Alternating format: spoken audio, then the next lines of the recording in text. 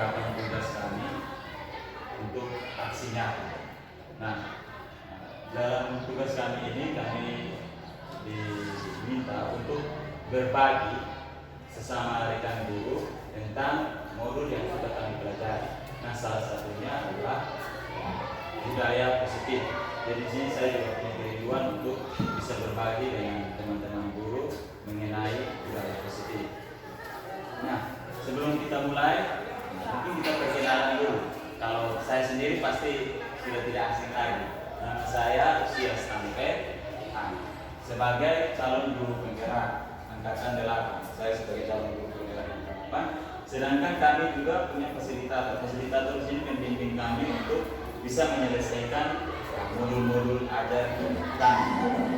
Sebagai perpanjangan tangannya, Ibu Ika ini fasilitator kami, ada pengajar praktik. Pengajar praktik ini yang akan mendampingi kami setiap bulan.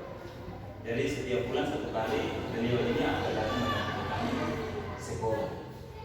Oke, nah, kita masuk dalam budaya positif. Oke, kalau kita bicara tentang budaya positif, kita bicara tentang budaya dulu. Kalau budaya itu kan kita tahu kalau budaya adalah kebiasaan-kebiasaan atau tingkah laku kita yang kita sering lakukan dan itu diwariskan turun-temurun. Jadi kebiasaan yang diwariskan turun-temurun. Nah, kalau bicara tentang budaya positif, berarti kebiasaan-kebiasaan yang kita lakukan dalam hal nilai yang positif. Nah, untuk itu budaya positif ini ada 5 poin yang ingin saya bagikan. Poin yang pertama adalah disiplin positif dan nilai kebajikan. Poin yang kedua adalah teori motivasi, hukuman, penghargaan, dan juga restitusi. Poin yang ketiga yaitu keyakinan kelas. Poin yang keempat, restitusi 5 posisi kontrol guru. Dan poin yang terakhir, poin yang kelima yaitu restitusi segitiga. Oke, kita lihat kita langsung di poin yang pertama yaitu disiplin positif dan juga nilai kebajikan. Baik, nah kalau kita omong tentang disiplin ini langsung terlintas dalam kita pikiran bahwa disiplin pasti mengenai aturan dan juga mengenai hukuman. Nah, kalau kita bicara tentang disiplin positif, berarti disiplin adalah sebuah kesadaran seseorang untuk mau dan mampu mengendalikan diri dan mematuhi aturan atau nilai-nilai yang telah disepakati. Nah, kalau bicara tentang disiplin positif, sebenarnya ini disiplin ini hadir dalam diri anak itu. Jadi bukan dipengaruhi oleh faktor dari luar, tekanan dari orang tua atau tekanan dari guru. Tetapi di sini disiplin diharapkan disiplin itu muncul dari diri kita. Kita merasa bahwa kita melakukan sesuatu itu merupakan tanggung jawab atau itu merupakan sesuatu yang kita anggap berguna bagi kita di masa depan. Itu disiplin positif. Jadi disiplin ini baiknya lahir dari motivasi dalam diri, bukan dari pengaruh dari luar. Nah, disiplin bukan memberi hukuman kepada peserta didik atau kepada seseorang, tetapi hukuman akan menjadi alternatif lain atau alternatif yang paling pilihan yang paling terakhir. Nah, di sini hukuman bukan berarti kita bernilai negatif, tidak. Hukuman di sini diberikan pilihan paling terakhir apabila siswa tersebut tidak bisa melakukan disiplin. Kalau dia memang betul-betul tidak bisa melakukan disiplin, maka pilihan paling terakhirnya adalah hukuman. Hukuman tersebut membuat dia untuk bisa menjadi disiplin, bukan membuat dia disakiti atau mendapat nilai negatif di sini. Tidak. Tetapi di sini hukuman membuat dia supaya bisa menjadi berdisiplin. Oke, di sini disiplin bagaimana cara kita mengontrol diri. Jadi kita memberikan hukuman untuk siswa tersebut bisa dikontrol. Baik, itu disiplin positif. Yang berikut nilai-nilai kebajikan. Oke, nilai kebajikan atau nilai universal adalah sifat positif manusia yang merupakan tujuan mulia yang ingin dicapai setiap individu. Nah, nilai kebajikan ini bersifat universal dan lintas bahasa, suku, agama maupun latar belakang. Nilai-nilai kebajikan ini adalah nilai-nilai yang sebenarnya sudah ada. Nilai-nilai yang sudah ada dalam kita punya diri. nilai-nilai ini mungkin sudah ada sebelum kita datang ke sekolah. Masih kecil sebenarnya nilai-nilai sudah ada di rumah kita. Misalnya nilai-nilai kebajikan itu misalnya rasa tanggung jawab, nilai disiplin, nilai menghormati, menghargai, nilai keteraturan, perhatian. Nah itu nilai-nilai kebajikan. Nah nilai-nilai itu bukan kita datang di sekolah dulu baru kita berikan kepada siswa, tetapi sebenarnya nilai-nilai itu sudah ada dalam diri kita. Hanya datang di sekolah untuk kita terangkan, jelaskan itu dalam diri siswa tersebut. Nilai-nilai itu yang kita mau supaya muncul dalam diri siswa tersebut. Baik, itu nilai-nilai kebajikan. Oke. Nah, untuk nilai-nilai kebajikan ini sebenarnya ada banyak. Nilai-nilai kebajikan ini sebenarnya ada banyak. Kalau tidak salah itu ada sekitar 5 nilai kebajikan. Nah di sini yang ingin saya bagikan dengan rekan-rekan guru adalah hanya 2 saja, yaitu profil pelajar Pancasila dan juga 7 kebajikan esensial. Nah, kenapa saya memilih profil pelajar Pancasila? Kita tahu bahwa kita sekarang ini sudah mulai menggunakan kurikulum Merdeka, dan dalam kurikulum Merdeka diharapkan agar anak-anak itu bisa memiliki atau mencapai nilai-nilai dari profil pelajar Pancasila, yaitu beriman, bertakwa kepada Tuhan Yang Maha Esa, dan berakhlak mulia, mandiri, bernalar kritis, kebinekaan global, bergotong royong, serta kreatif. Nah ini nilai yang ingin dicapai dari profil pelajar Pancasila. Nilai-nilai tersebut yang harus kita hadirkan dalam diri peserta didik, dan diharapkan peserta didik memiliki nilai-nilai tersebut. Ada juga yang berikut, yaitu nilai kebajikan, nilai 7 kebajikan esensial. Nilai 7 kebajikan esensial ini adalah empati, suara hati, kontrol diri, rasa hormat, kebaikan, toleransi, keadilan, dan sebenarnya masih banyak lagi, tanggung jawab dan seterusnya. Nah, nilai-nilai 7 kebajikan esensial ini bukan kita datang di sekolah untuk kita diajarkan, tetapi sebenarnya ini sudah ada dalam diri kita. Kemudian kita datang di sekolah, nilai itu yang kita wujudkan. Begitu, nilai itu yang akan kita wujudkan. Itu 2 contoh dari kebajikan, nilai-nilai kebajikan. Kita lanjut di poin yang kedua, yaitu teori motivasi, hukuman, penghargaan, dan juga restitusi. Baik, kita lihat yang pertama, yaitu motivasi. Ada 3 hal yang ingin saya bagikan dari motivasi. Yang pertama, motivasi kita dalam melakukan sesuatu. Kita melakukan sesuatu, pasti motivasi yang pertama adalah untuk menghindari ketidaknyamanan atau menghindari hukuman. Biasanya siswa atau kita guru juga sering lakukan itu. Biasa kita mau melakukan sesuatu, itu pasti kita lakukan karena kita takut mendapat hukuman, sehingga kita lakukan sesuatu itu untuk menghindari hukuman tersebut.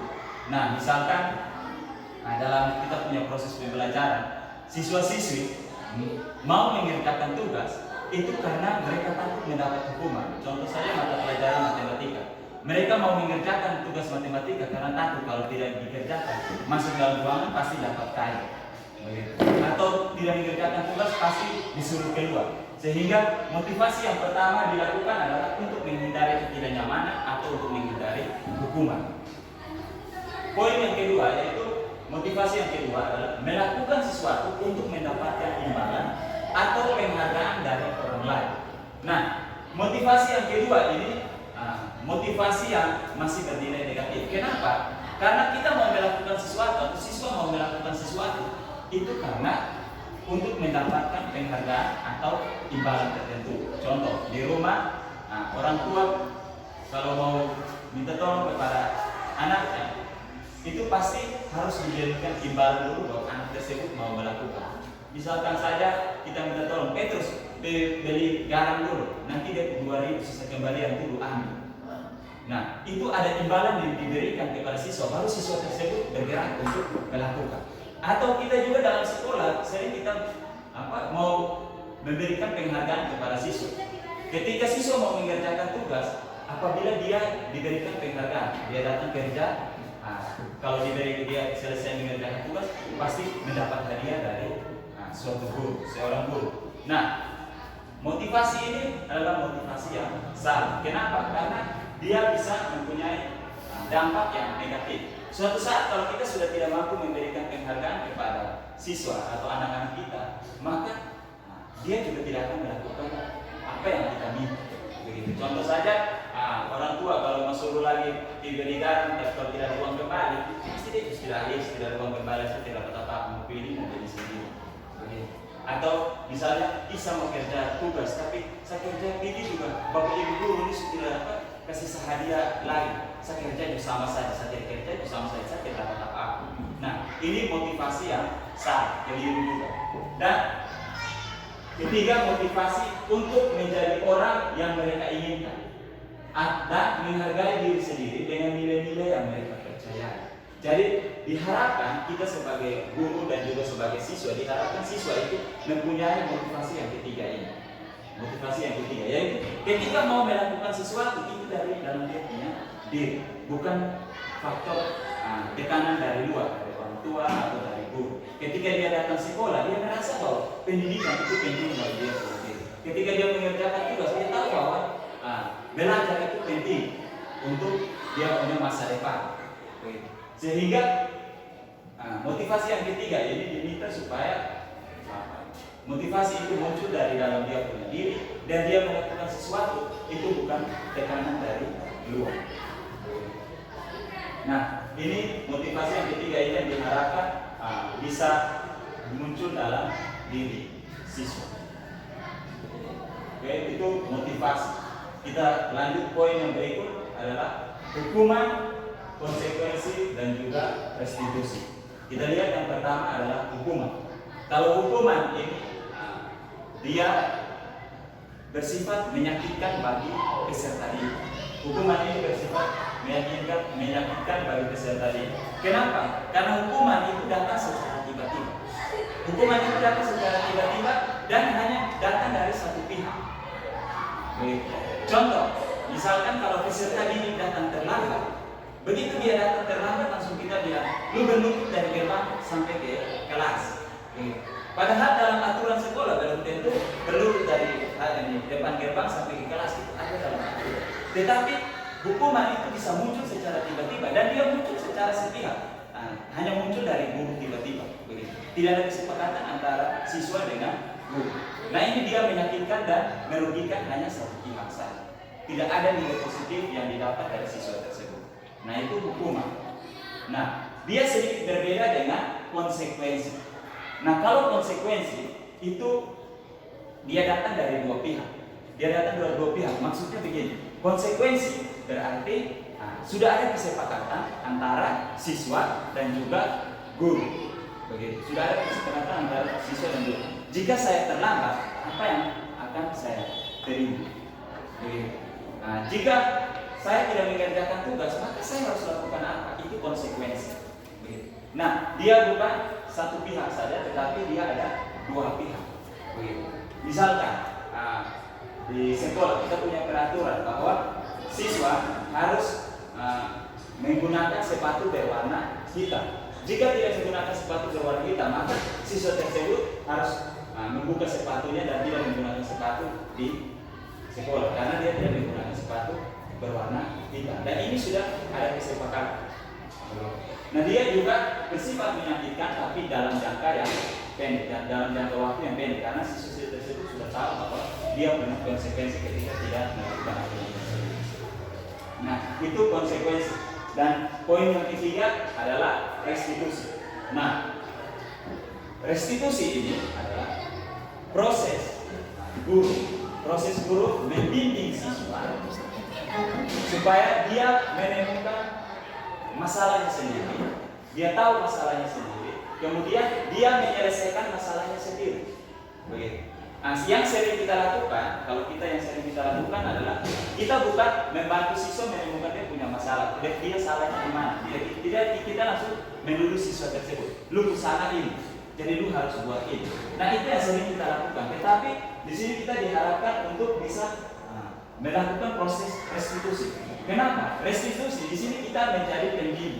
Kita membimbing siswa untuk bisa menemukan kira-kira kesalahannya di mana. Apa yang dia buat sehingga dia itu merasa dia bersalah. Ketika dia bersalah, kira-kira apa yang harus dia lakukan? Dia sendiri yang harus menemukan solusi dalam masalah. Bukan kita yang kasih solusi, tapi kita membimbing dia untuk dia menemukan solusinya sendiri. Nah, itu restitusi. Jadi ada hukuman satu pihak merugikan siswa saja. Konsekuensi ini datang dari dua pihak, ada kesepakatan antara siswa dan guru, dan yang ketiga adalah restitusi. Nah, restitusi ini yang diharapkan kita guru-guru bisa melakukan restitusi dalam proses pembelajaran, membimbing siswa menyelesaikan dia punya masalah. Itu 3 poin: hukuman, konsekuensi, dan juga restitusi. Nah, di sini dijabarkan bahwa hukuman itu memberikan identitas yang kaya. Kenapa? Karena dia hanya datang dari satu pihak dan dia menyakitkan siswa. Menyakitkan siswa. Kenapa? Bisa secara fisik dan juga bisa secara mental. Misalnya kita suruh dia berlutut di tengah umum. Ketika dia berlutut di tengah umum dan kembali ke dalam kelas, apabila dia punya mentalnya tidak baik, ketika dia masuk dalam kelas diganggu oleh teman, pasti dia menjadi tidak percaya diri lagi. Ketika dia masuk dengan mental yang tidak baik di dalam kelas dan diganggu karena ditertawakan karena sudah berlutut di tengah umum atau dipukul di tengah umum, kalau dia punya mental yang tidak baik, dia bisa berkelahi dengan teman. Begitu. Kalau dia punya mentalnya tidak baik, kalau dia mentalnya baik, dia anggap sudah berlalu saja. Itu kalau mentalnya baik. Tapi kalau tidak baik, bisa berdampak yang negatif bagi peserta didik tersebut, sehingga menciptakan identitas yang gagal. Nah, sedangkan konsekuensi dan restitusi dia bisa menciptakan identitas yang sukses. Nah, tetapi di sini untuk konsekuensi dan restitusi yang diharapkan itu kita guru itu bisa lebih mendalami tentang restitusi. Begitu. Kenapa? Kalau konsekuensi dia memang datang dari dua pihak, tapi dia tidak bisa menyelesaikan masalah. Begitu. Tetapi kalau restitusi, di sini kita membimbing siswa untuk bisa menyelesaikan masalahnya sendiri. Gitu. Kita diharapkan bisa menguasai restitusi. Nah, kita lihat di sini kalau untuk hukuman, sesuatu yang menyakitkan dan harus terjadi. Sesuatu yang menyakitkan dan harus terjadi.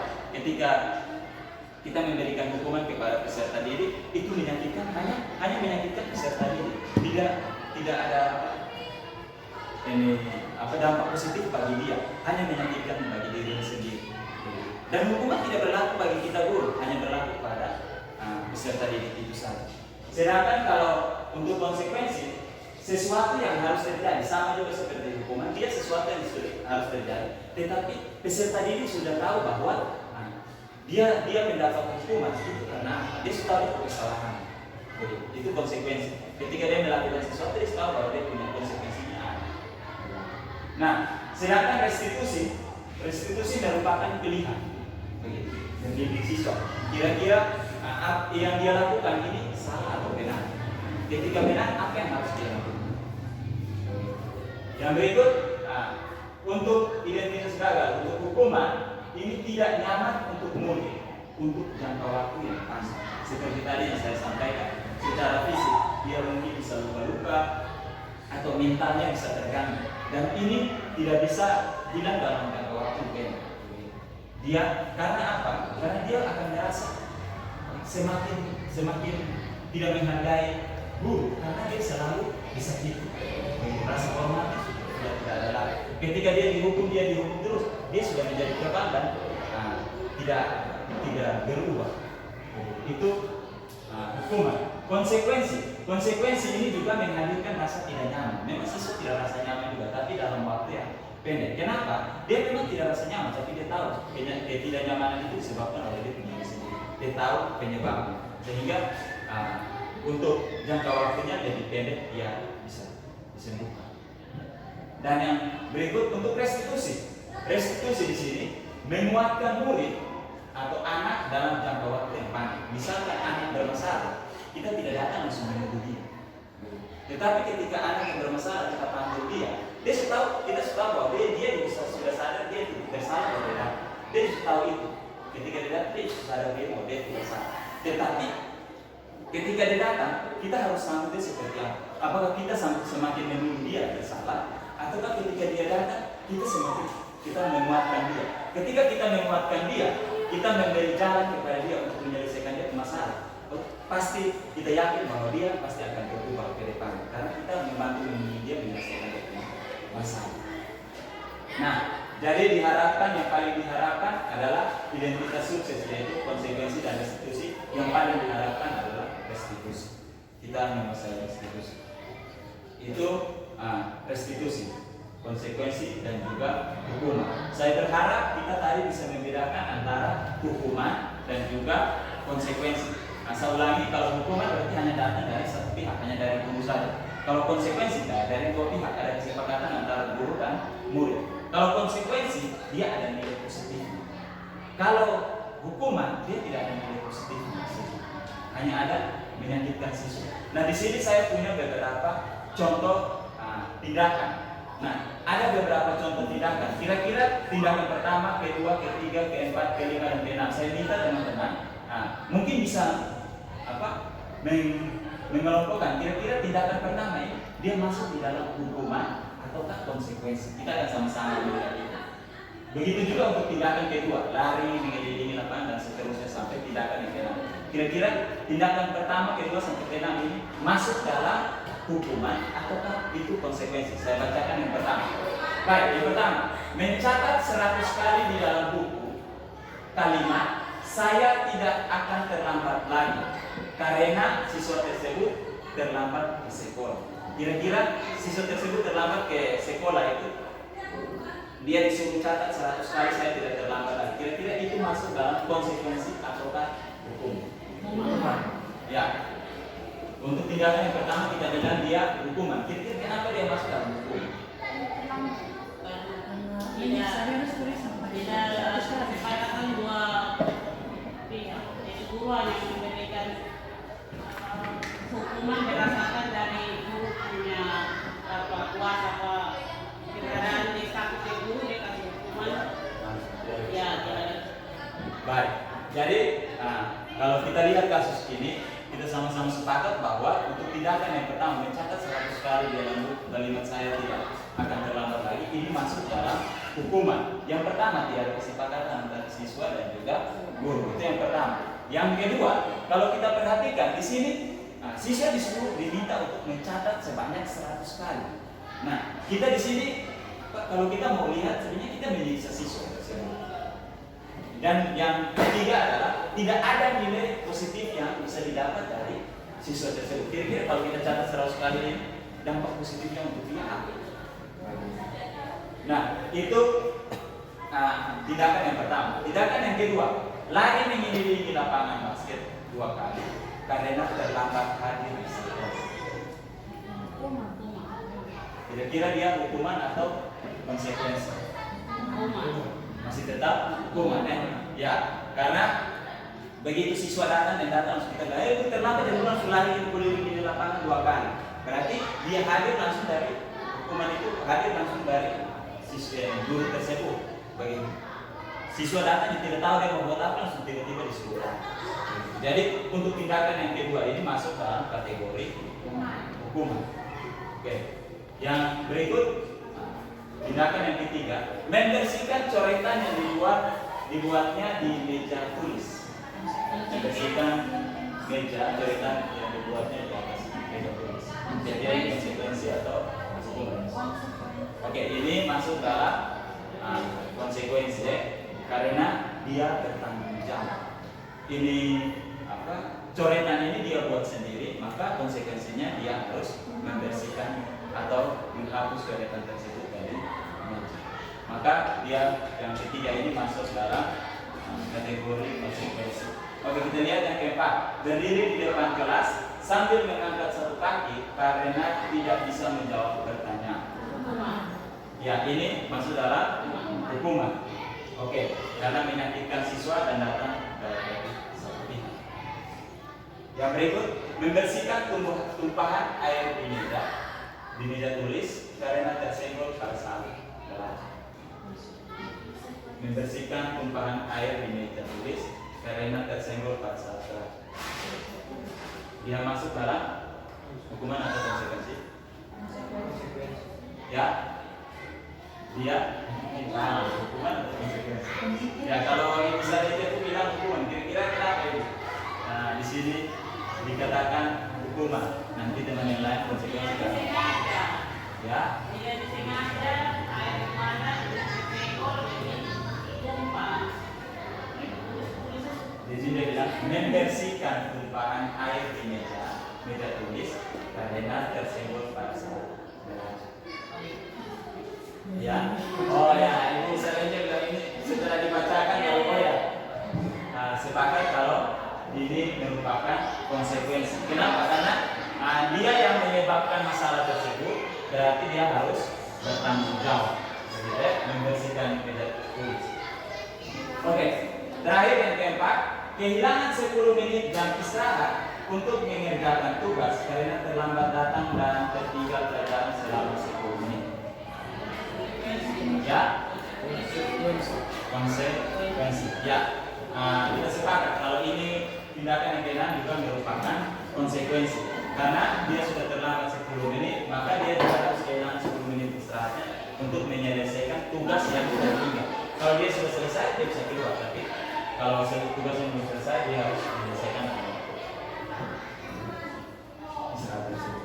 Baik, itu contoh-contoh hukuman dan konsekuensi. Tadi ada restitusi, tapi restitusi ada poinnya sendiri, poin 4 dan poin 5.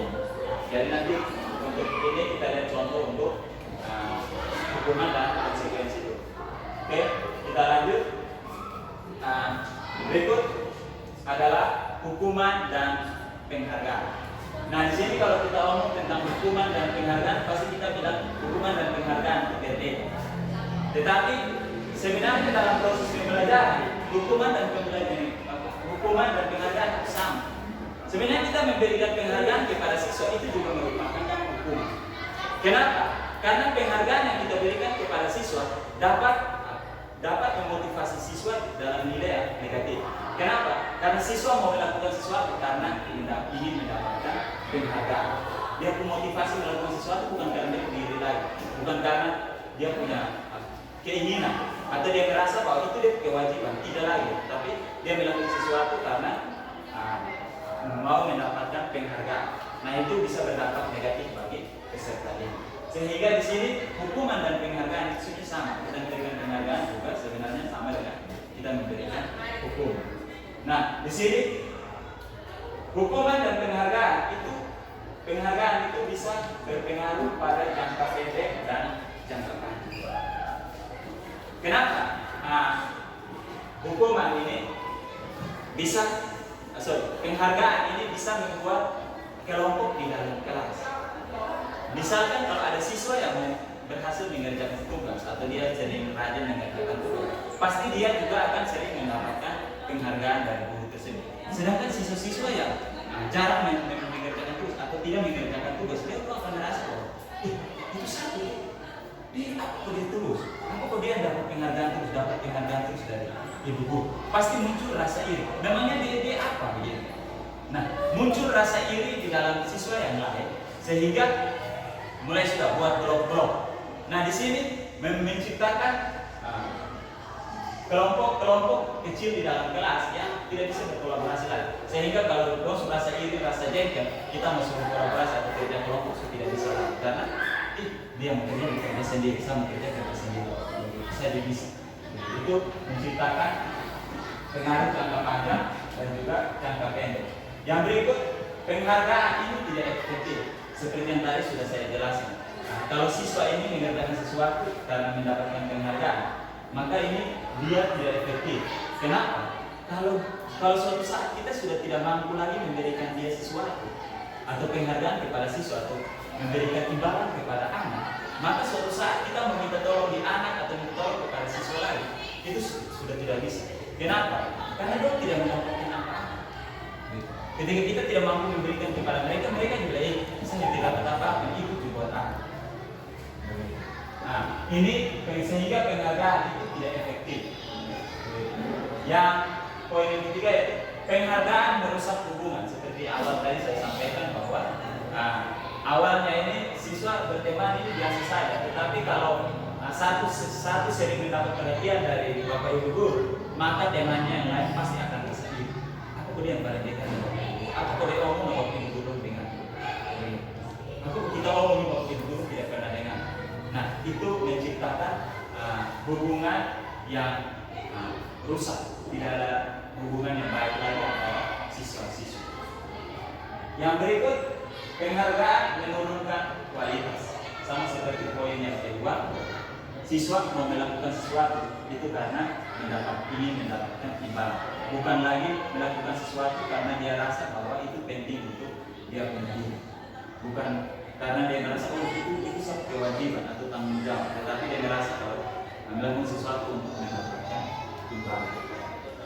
Oke, dan di sini seperti yang tadi saya bilang di awal bahwa saya juga pas membaca ini saya juga kaget. Selama ini kalau kita mau kasih penghargaan kepada siswa, ketika siswa yang mendapat nilai 100 kita kasih hadiah, ternyata di situ bukan penghargaan itu bernilai positif, tetapi di sini penghargaan merupakan suatu hukuman yang bernilai negatif. Melatih mental siswa menjadi mental-mental yang tidak baik. Baik, itu hukuman dan penghargaan. Nah, di sini yang diharapkan adalah motivasi itu muncul dari dalam diri siswa atau intrinsik. Bukan motivasi itu bukan muncul dari tekanan dari luar atau dipengaruhi oleh faktor-faktor dari luar, dari keluarga, dari orang tua ataupun dari guru. Tetapi motivasi itu diharapkan muncul dari dalam diri setiap anak. Nah, kita lanjut poin yang keempat adalah keyakinan kelas. Nah, sebenarnya keyakinan kelas ini bukan hal yang baru. Keyakinan kelas ini sebenarnya juga sudah kita buat di dalam kita punya proses pembelajaran. Hanya saja keyakinan kelas ini dia sedikit berbeda dengan apa yang sudah kita buat. Nah, apa yang sudah kita buat namanya yaitu peraturan kelas. Nah, keyakinan kelas dengan peraturan kelas ini sebenarnya beda-beda tipis. Kalau di kurikulum sebelumnya kita masuk dalam sebagai wali kelas, kita masuk di kelas kita, pasti sebelum kita proses pembelajaran kita buat kesepakatan atau aturan-aturan dengan kita punya anak didik.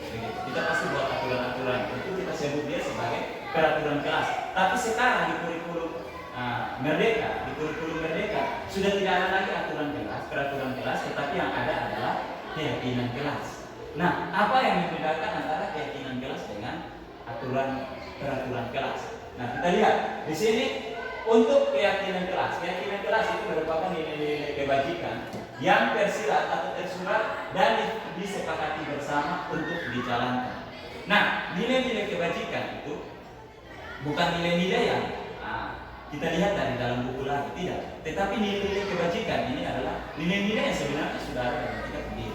Seperti tadi saya bilang, saling menghormati, tanggung jawab, saling menghargai. Nah, itulah nilai-nilai kebajikan yang ada di dalam diri kita. Nah, di sini untuk keyakinan kelas kita sama-sama bersepakat dengan siswa untuk dijalankan.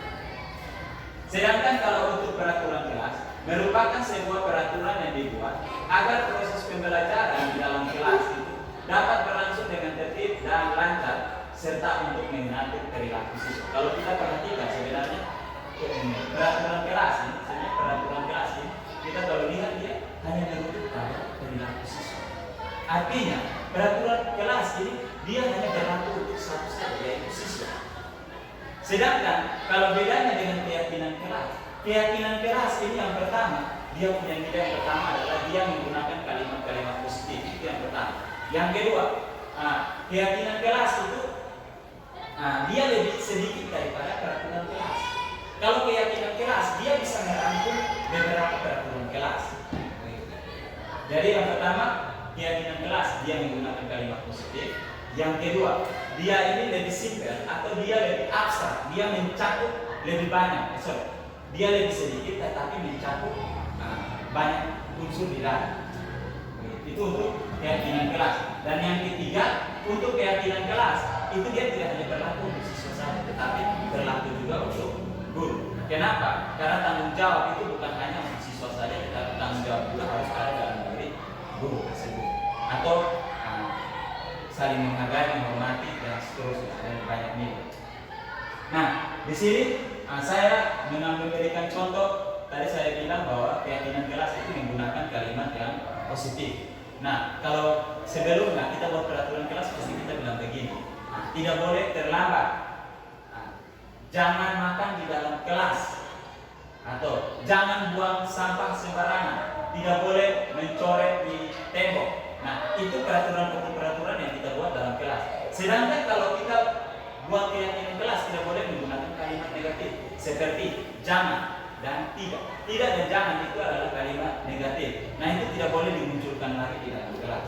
Nah, bagaimana supaya peraturan-peraturan itu bisa masuk dalam keyakinan kelas? Kita bisa buat satu kalimat yang bisa mengambil itu semua. Contohnya, menjaga kebersihan kelas. Nah, menjaga kebersihan kelas itu sudah menyangkut jangan buang sampah sembarangan, atau tidak mencoret di atas meja, atau mengotori tembok. Nah, dengan satu kalimat keyakinan kelas bisa mencakup banyak peraturan.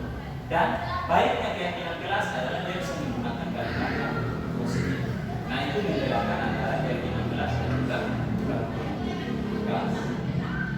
Nah, untuk membuat keyakinan ini bisa membuat keyakinan kelas atau juga bisa buat keyakinan sekolah. Kalau keyakinan sekolah kita mau buat berarti bukan hanya satu unsur saja yang membuat keyakinan sekolah. Misalnya bukan hanya kepala sekolah atau komite saja, tetapi di sini semua unsur terlibat di dalam. Misalnya untuk membuat keyakinan sekolah kita harus buat melibatkan siswa, guru, kepala sekolah, komite. Nah, itu semua harus dilibatkan dalam proses pembuatan keyakinan sekolah. Itu kalau keyakinan sekolah. Sedangkan kalau untuk keyakinan kelas berarti yang dilibatkan wali kelas dan juga siswa-siswa tersebut. Nah, kita lihat pembentukan keyakinan kelas. Untuk pembentukan keyakinan kelas ini, yang pertama, keyakinan kelas bersifat abstrak seperti yang tadi saya sampaikan bahwa keyakinan kelas ini dibuat dia lebih abstrak, tetapi sudah mencakup banyak hal di dalam. Kalau peraturan kita perinci dia, jangan buang sampah sembarangan, jangan mengotori papan tulis, meja dan tembok. Itu kita rincikan satu-satu. Tetapi kalau dengan keyakinan kelas itu cukup satu kalimat saja, menjaga kebersihan. Nah, itu saja sudah mencakup semua. Sehingga keyakinan kelas ini bersifat abstrak. Itu yang pertama. Yang kedua, keyakinan kelas berupa pernyataan universal. Seperti yang tadi yang saya jelaskan, dia merupakan pernyataan-pernyataan yang bersifat universal. Misalnya tanggung jawab, menghormati, menghargai, tertib, teratur, dan masih banyak keyakinan yang lain. Itu keyakinan kelas berupa pernyataan universal. Nah, yang ketiga, pernyataan keyakinan kelas senantiasa dibuat dalam bentuk kalimat positif. Seperti yang tadi sudah saya sampaikan, tidak boleh menggunakan kata-kata negatif. Tidak, jangan, itu sudah tidak digunakan. Tetapi menjaga kebersihan, hadir tepat waktu, itu kalimat-kalimat positif. Yang keempat, keyakinan kelas hendaknya tidak terlalu banyak sehingga mudah diingat dan dipahami oleh semua warga sekolah. Nah, untuk membuat keyakinan kelas ini, yang pertama buat dulu dia punya aturannya.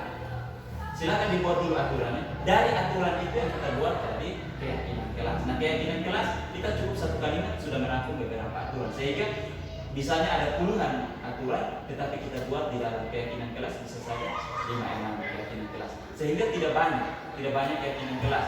Dan siswa mudah mengingat keyakinan itu. Oke, itu yang keempat. Yang kelima, keyakinan kelas sebaiknya sesuatu yang dapat diterapkan di lingkungan tersebut. Artinya kita buat keyakinan kelas juga kita harus lihat bahwa kita bisa lakukan itu. Semua warga kelas hendaknya ikut berkontribusi dalam pembuatan keyakinan kelas lewat kegiatan curah pendapat. Misalnya kalau kita buat peraturan kelas, jadi kalau satu orang sudah kasih pendapat, itu dia bisa sampai 5 peraturan. Nah kalau satu orang saya sudah 5 peraturan, nanti orang kelima kita semalas sekali. Kita dia sudah terlalu banyak, ya cukup sudah. Nah sehingga dalam membuat peraturan kelas bisa saja buat 3 orang yang kasih pendapat. Sedangkan di sini untuk keyakinan kelas semuanya harus ditampung. Biarkan mereka semua menyampaikan mereka punya pendapat itu, dicatat semuanya dari keseluruhannya itu. Kita buat satu keyakinan kelas yang dapat merangkum itu sehingga tidak terlalu panjang. Oke. Yang berikut, bersedia meninjau kembali keyakinan kelas dari waktu ke waktu. Kita juga harus menerima apakah keyakinan kelas ini perlu dirubah atau tidak. Adakah yang perlu ditambahkan? Itu tidak bisa lihat kembali. Jadi perlu bisa bersedia untuk ditinjau kembali. Oke.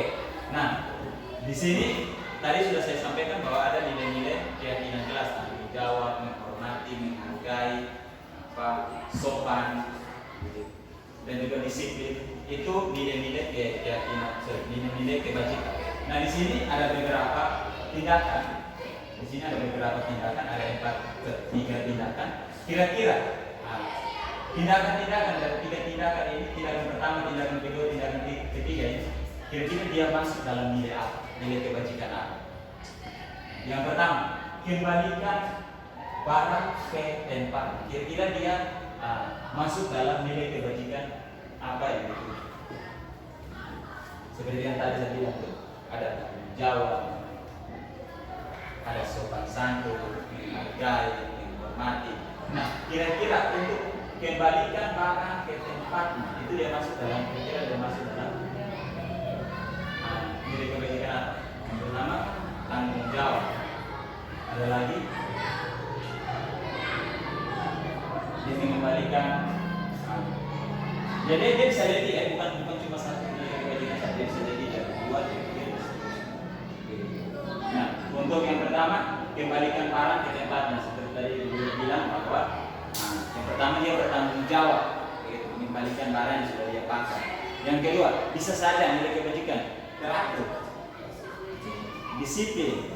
Nah itu masuk dalam kegiatan kembalikan barang ke tempat. Itu nilai yang sudah dia jalankan. Meskipun hal sederhana itu yang sudah dia jalankan. Yang berikut, dilarang mengganggu orang lain. Kira-kira nilai kebajikan apa yang ini?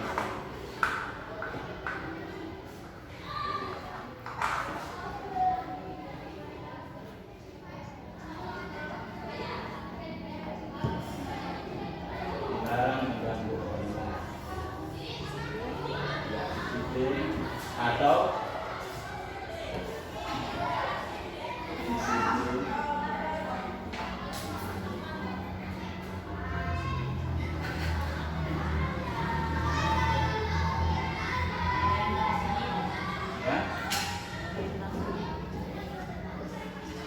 orientasi diri. Oke, baik. Bisa juga menghormati, menghargai. Nah, ini juga tadi dilarang mengganggu orang lain. Jadi bisa saja disiplin, orientasi diri, atau bisa juga menghormati dan menghargai orang lain. Itu nilai kebajikan yang dituju. Dan yang terakhir, hadir di sekolah 15 menit sebelum pembelajaran dimulai. Kira-kira nilai di situ. Ya, tentang disiplin, tanggung jawab. Nah, disiplin dan juga tanggung jawab itu untuk kegiatan yang ketiga, tidak kebajikan yang ketujuh. Oke, untuk yang tadi keyakinan kelas, keyakinan sekolah tadi sudah lihat. Nah ini prosedur pembentukan keyakinan kelas, langkah-langkah dalam pembentukan keyakinan kelas.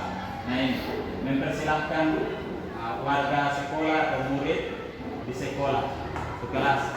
Nah di sini mereka diberikan kesempatan untuk menyampaikan pendapatnya masing-masing. Itu yang pertama. Yang kedua, mencatat semua masukan dari para murid atau warga sekolah di papan tulis. Jadi semua yang mereka sampaikan kita tidak boleh terlalu banyak, tapi kita batasi tidak. semua yang mereka sampaikan harus dicatat dulu. Yang ketiga, kita mensusun keyakinan kelas itu sesuai dengan pembentukan keyakinan kelas atau sekolah. Nah di sini seperti yang tadi saya bilang, kita ganti kalimat-kalimat yang bernilai negatif, kita harus ganti dia menjadi kalimat-kalimat yang bernilai positif.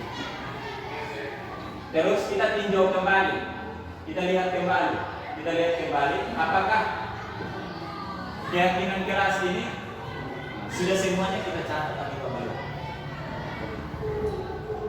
Setelah itu keyakinan kelas dibuat, maka semua warga kelas dipersilakan untuk meninjau ulang dan menyetujuinya dengan menandatangani.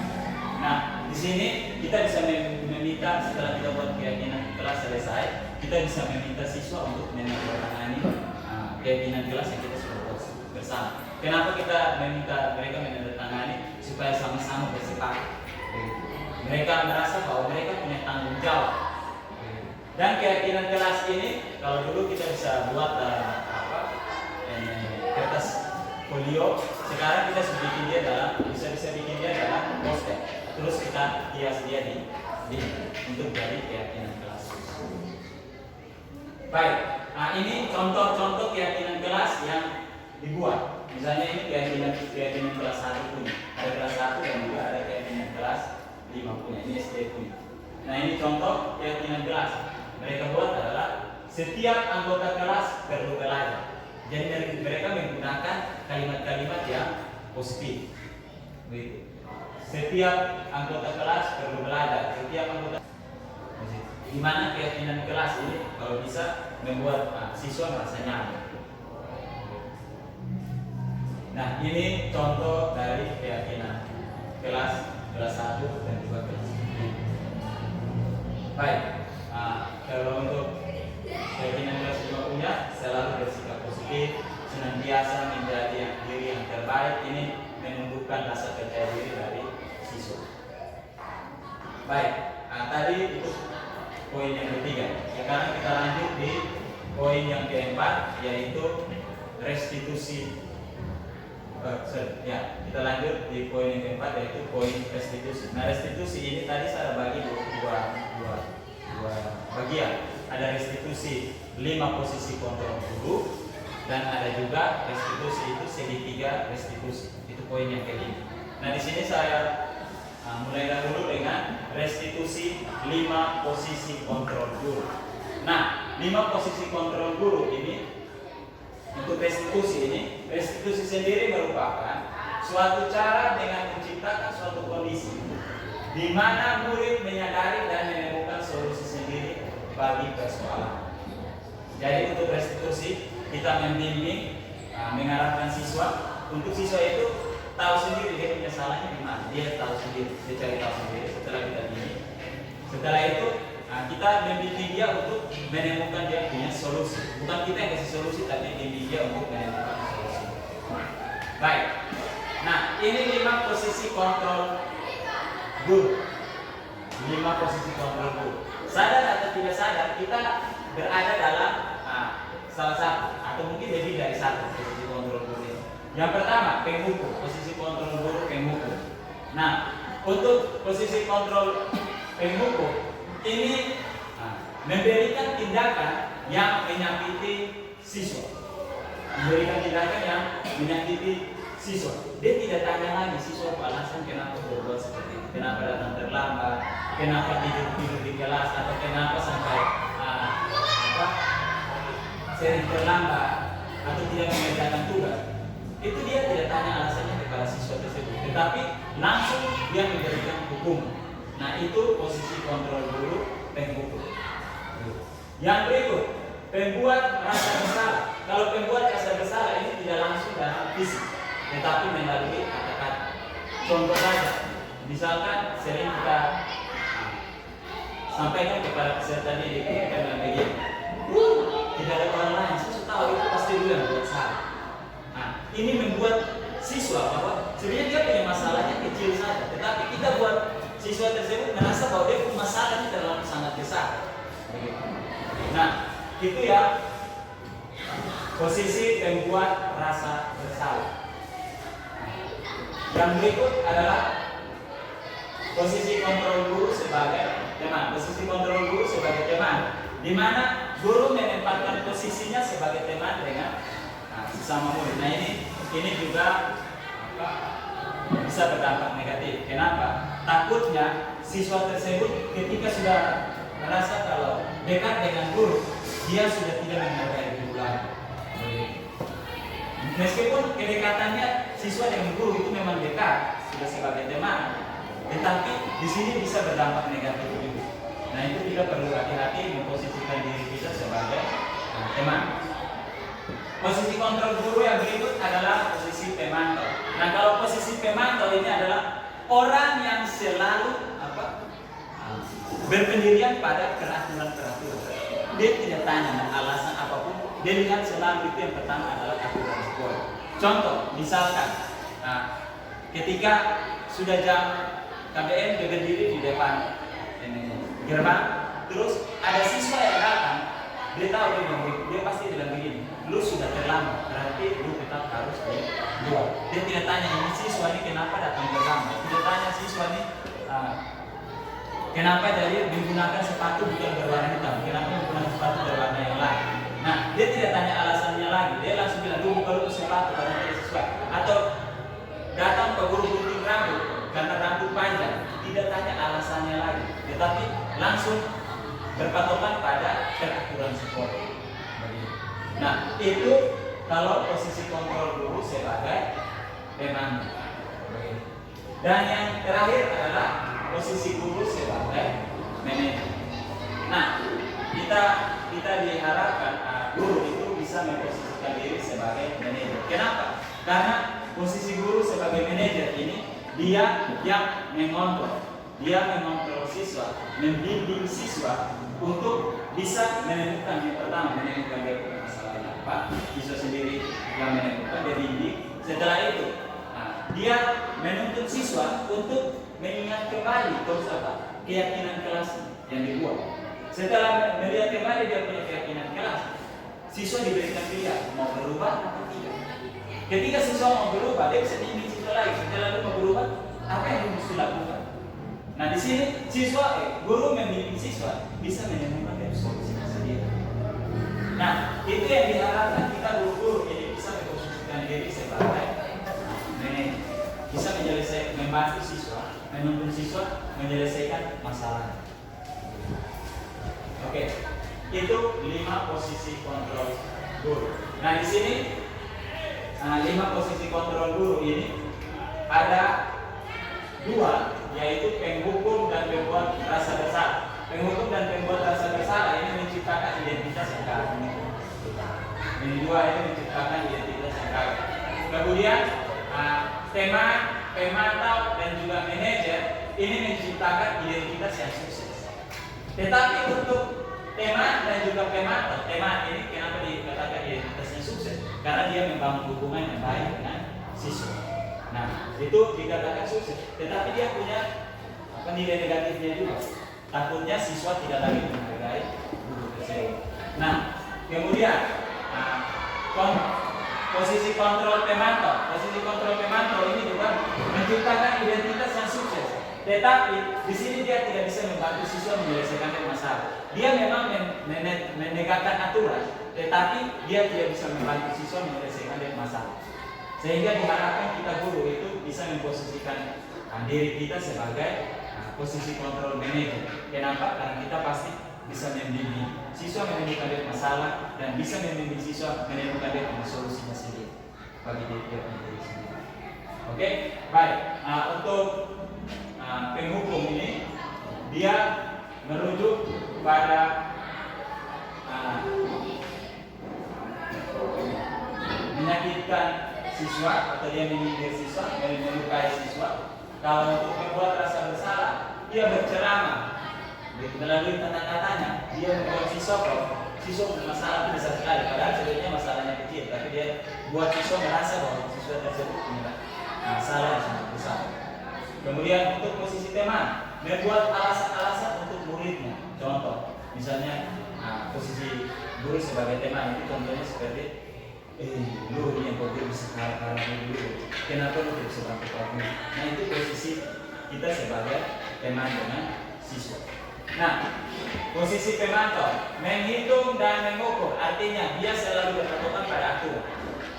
Begitu. Siswa ada jelas yang berpikir saya begini-begini, saya terlambat dan tetap sudah jam 7, belum terlambat, lu harus dulu.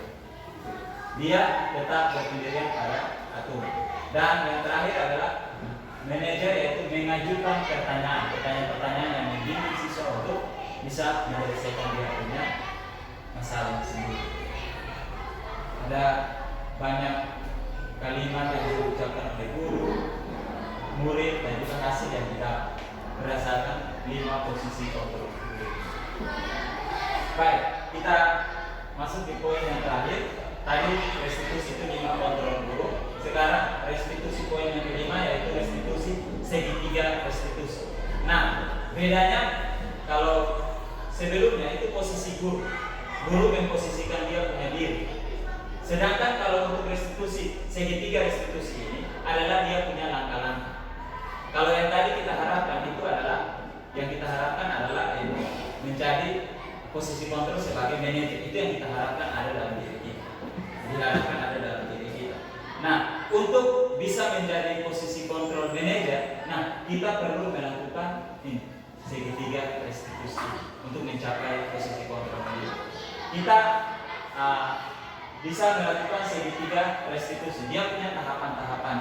Nah, segitiga restitusi sendiri merupakan proses atau tahapan untuk menciptakan kondisi bagi murid untuk memperbaiki kesalahan mereka, sehingga mereka bisa kembali kepada kelompok mereka dengan karakter yang lebih kuat.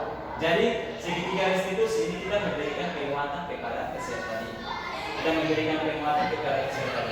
Sehingga ketika peserta didik melakukan kesalahan, dia bisa memperbaiki dan dia memiliki rasa percaya diri kembali, sehingga dia bisa kembali lagi ke kelompoknya.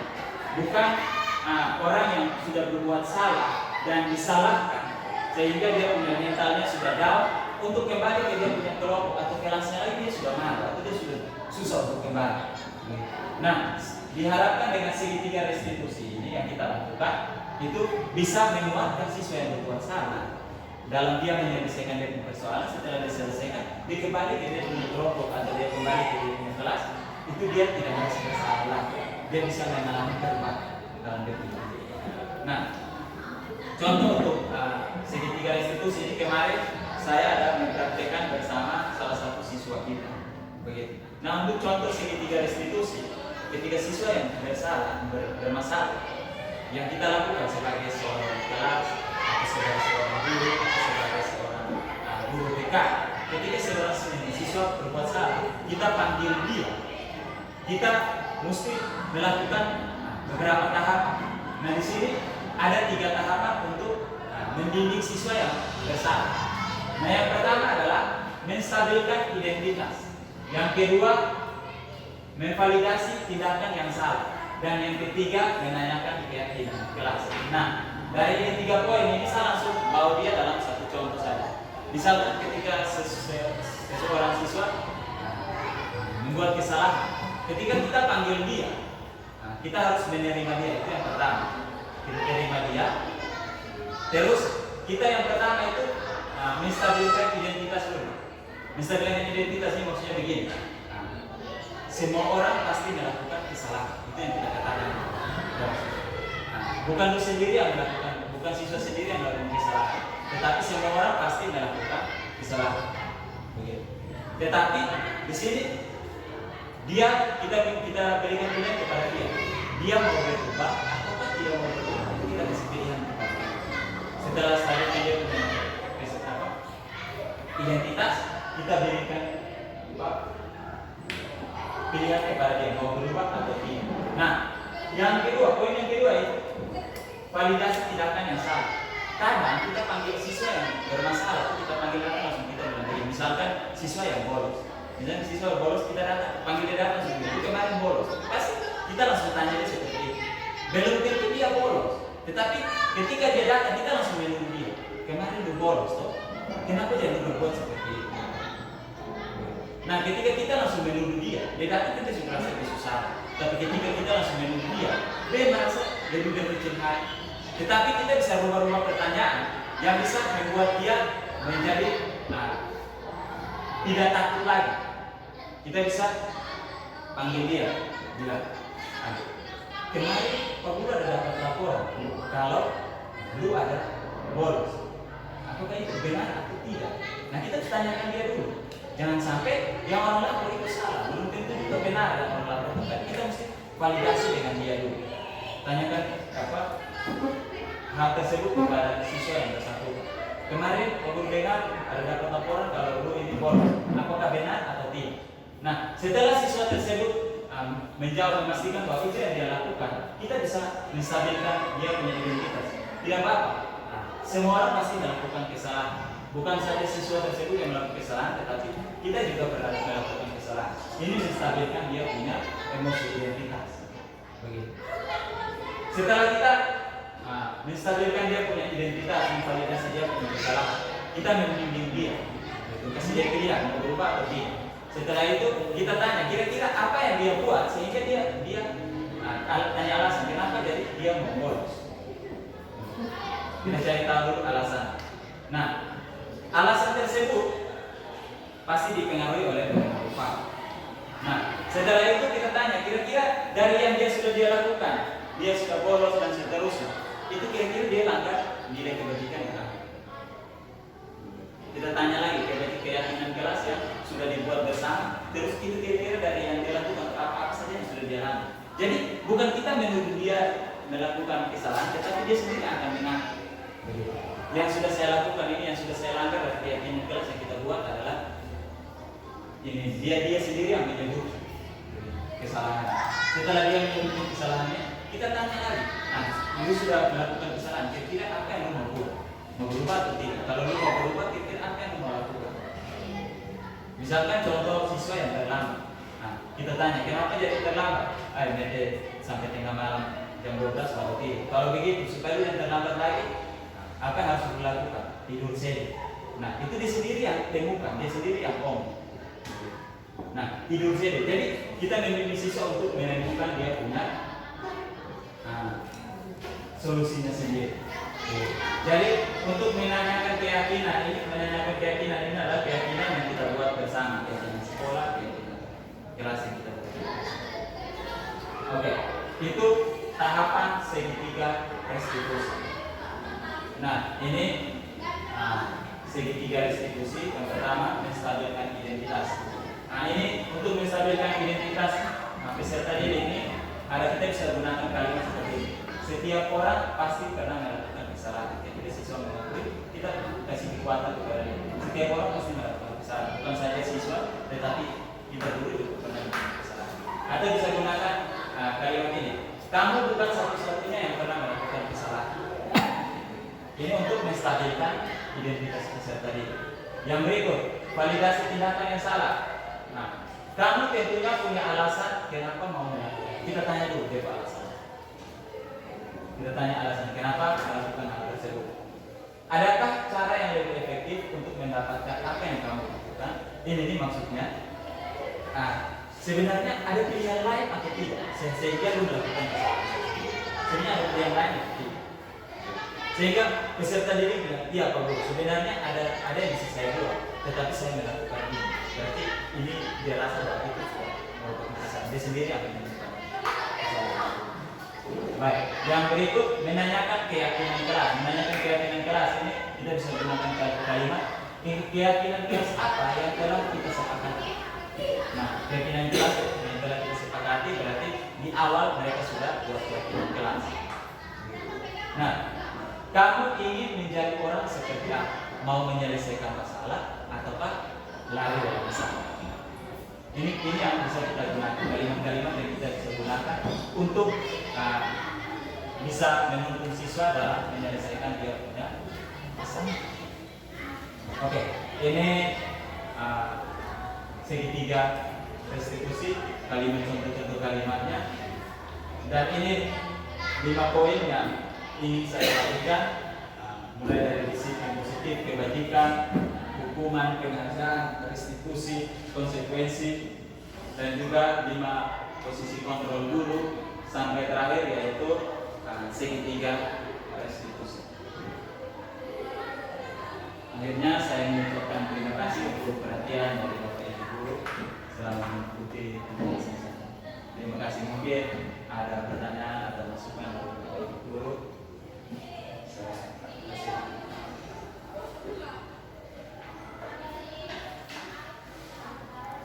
Bapak Imam, tanya dulu Bapak Imam.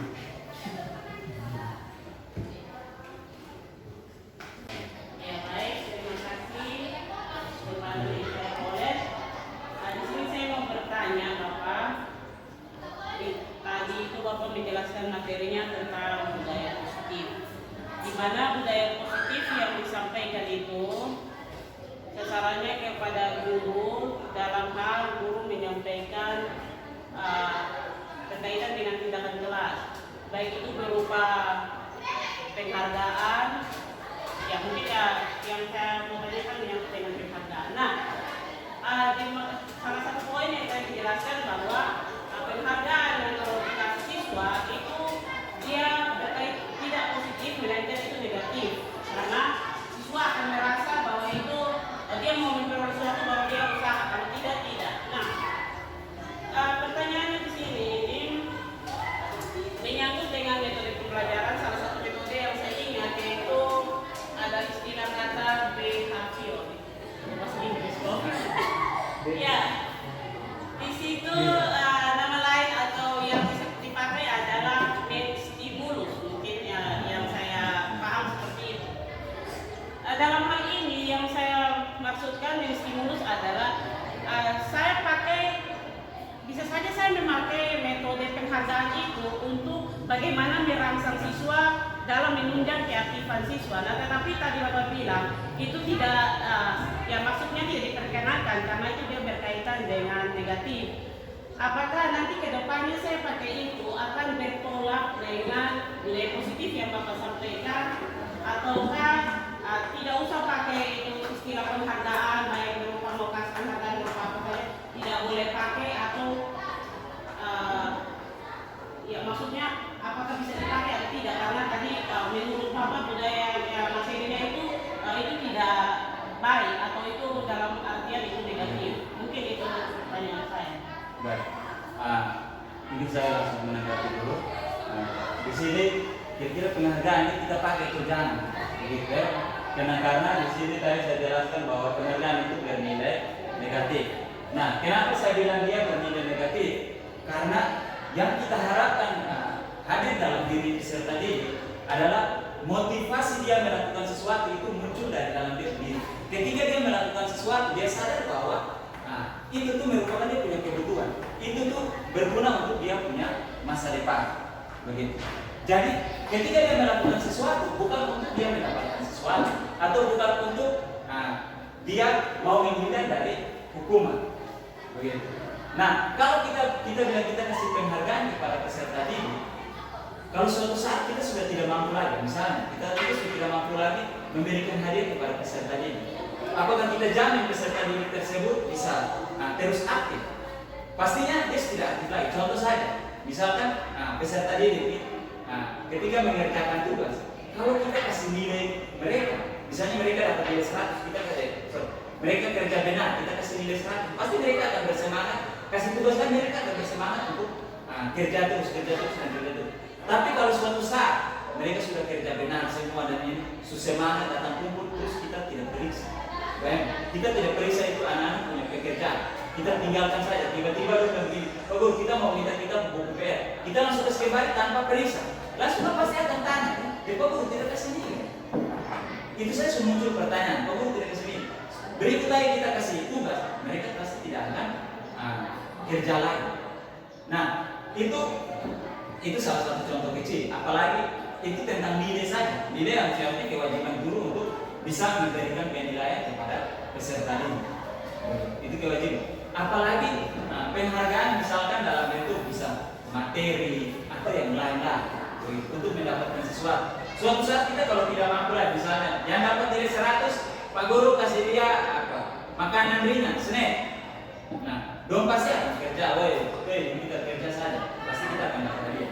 Nah, ketika dong diberikan hadiah, pasti dong akan bersemangat. Tapi suatu saat coba kita bilang begini, Pak Guru sudah ada uang lagi nih, kamu kerja saja dulu, itu kita coba suruh uang kerja, pasti uang kerja kerja asal-asalan saja karena tidak ada kerja gitu. Tidak ada yang memotivasi mereka lagi.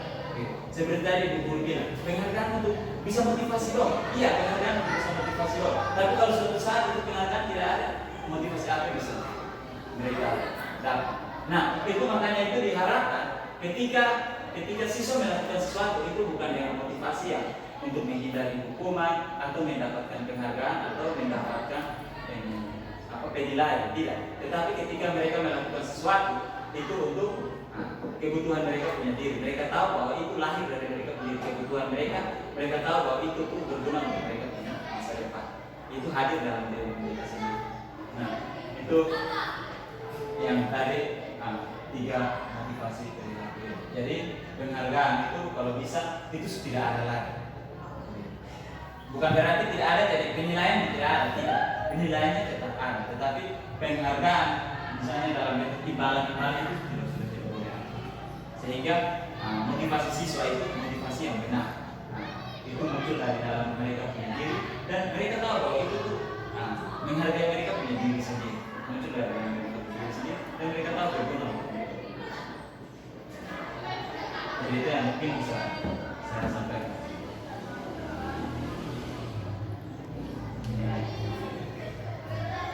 Mungkin ada yang mau tambahkan silakan.